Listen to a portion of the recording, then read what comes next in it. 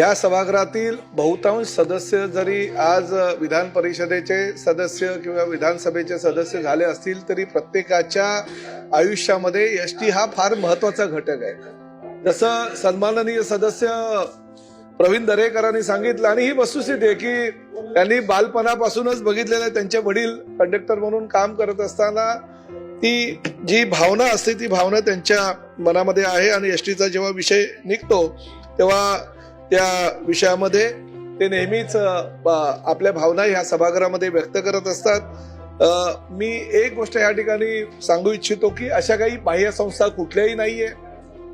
कंत्राटी भरती त्यावेळेस जी केली गेली होती ती निविदा प्रक्रिया राबवून केली होती, त्यामुळे कुठल्याही बाह्य संस्थेला परस्पर ते काही काम देण्यात आलेलं नाही।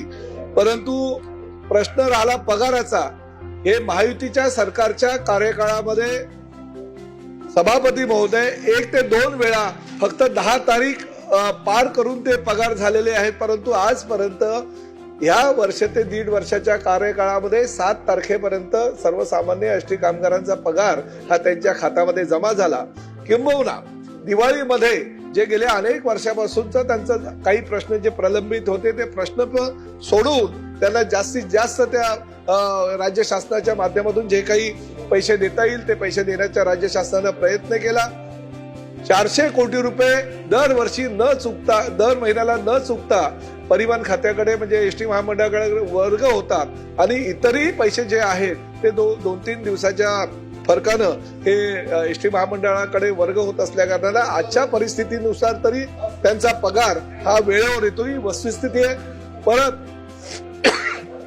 परत प्रवीण दरेकर साहेबांनी जी विनंती केलेली आहे, मला असं वाटतं की सध्याच्या परिस्थितीमध्ये एसटी कामगारांना हा पगार वेळेवर मिळत असल्या कारणानं पैशाची तरी आजच्या परिस्थितीनुसार काही 10 तारखेच्या नंतर काही कामगारांचं काही मागण्या नाही आहेत, त्यामुळे जर काही कामगारांच्या मागण्या आल्या तर निश्चितपणे राज्य शासन त्यावर सकारात्मक विचार करेल।